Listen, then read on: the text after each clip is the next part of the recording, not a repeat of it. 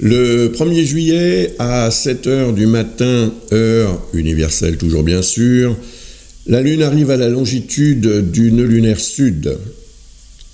Le nœud lunaire sud, pour rappel, représente ce de quoi on devrait s'éloigner. Donc lâcher prise, abandonner. Alors, ça va permettre, si on réalise ce prodige, c'est effectivement de se libérer et de se sentir plus légère ou léger pour aller de l'avant.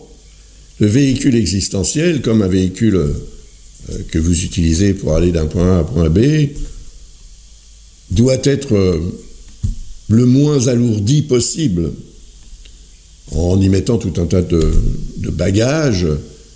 Vous allez alourdir ce véhicule. Donc là, ça veut dire quand même que certains des bagages existentiels que vous traînez depuis peut-être très longtemps vont devoir être revus et corrigés. Donc, il y en a certains dont vous allez devoir vous séparer. C'est un choix, évidemment. Votre libre arbitre décidera.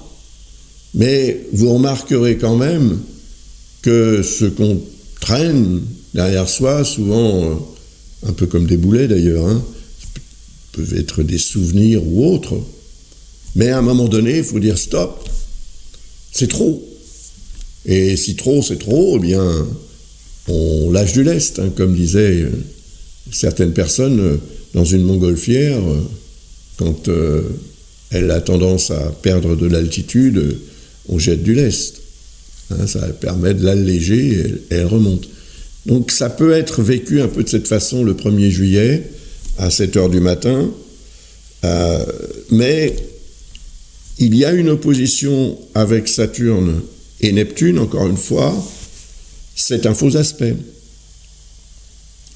Parce que la Vierge et le Bélier ne sont pas des signes opposés, sont des signes au quinconce, l'un de l'autre.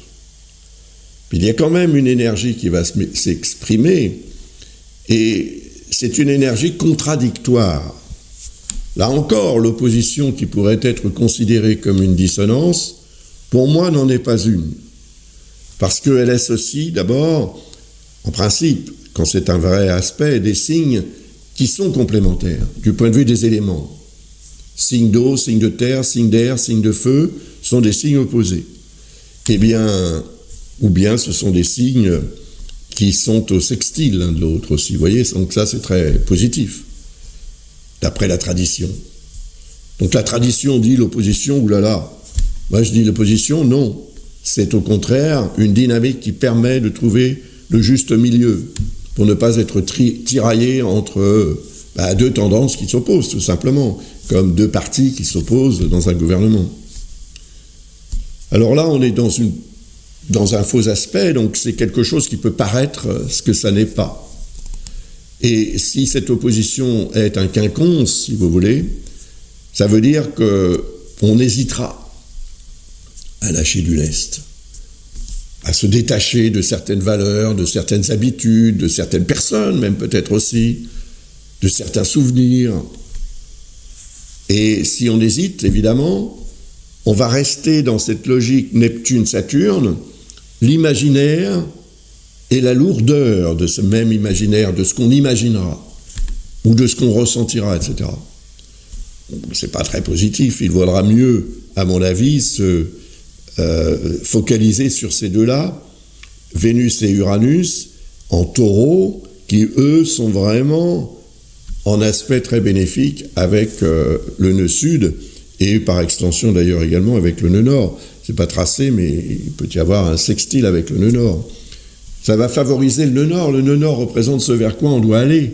Donc même si vous ne pouvez pas vraiment y aller encore ce jour-là, il est possible que vous puissiez l'organiser, le préparer pour que ça se produise dans les jours qui suivent, ou bien dans les semaines ou les mois qui suivent. Ça, c'est possible aussi.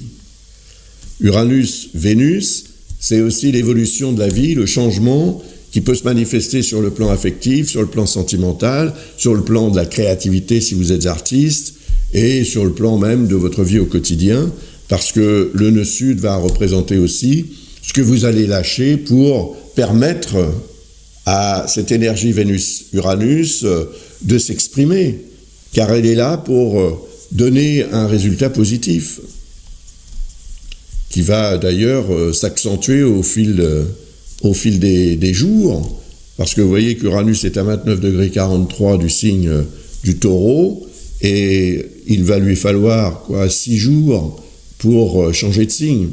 Et là, il va entrer en Gémeaux. Et quand il sera en Gémeaux, il va faire parler de lui, ça c'est sûr. Parce que le changement de signe est toujours très fort, le moment de ce changement de signe. Donc aux alentours, comme ça, de la fin de première semaine de juillet, et je dirais pendant tout le mois de juillet, l'énergie d'Uranus va battre son plein. En plus, Vénus sera de la partie, parce que Vénus va changer de signe aussi très rapidement, elle est très rapide cette planète. Donc ça, c'est quelque chose sur lequel on peut vraiment focaliser positivement. Parce que le changement, si vous le souhaitez dans votre vie, que ce soit un changement au niveau affectif, sentimental ou créatif ou autre, en tous les cas, c'est un changement dans un domaine qui vous tient à cœur, le cœur, pas l'organe, le sentiment. Alors, il faut effectivement favoriser cette évolution et ce potentiel de changement positif, bien sûr. En plus, on voit que Vénus et Uranus sont et seront, dès qu'ils seront tous les deux en Gémeaux, en harmonie avec Pluton. Et ça, c'est fort. En termes de réalisation, du changement qui amène une renaissance, une régénération totale. À vous de voir comment vous allez exploiter ce que je suis en train de vous expliquer, mais c'est quand même représentatif d'un fort potentiel d'amélioration. Cela dit, il y a un quinconce avec Chiron, donc ce quinconce est un angle de 150 degrés environ, et le quinconce est donc ce fameux aspect d'hésitation. Si, encore une fois, un symptôme apparaît, ne faites pas l'autruche. Ça peut être santé en tant que tel ou dans un domaine de votre vie. Ne faites pas l'autruche.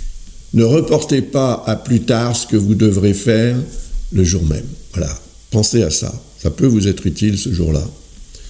Ce sera 7 heures du matin, heure universelle, 9 heures en France, etc. Donc, ça va avoir une incidence, pas sur toute la journée, mais sur une bonne partie quand même de la journée. Voilà, donc, on continue bien sûr avec la prochaine vidéo qui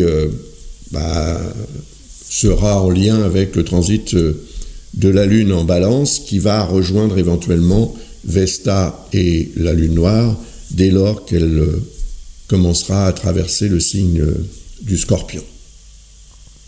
À très bientôt donc pour une prochaine petite vidéo.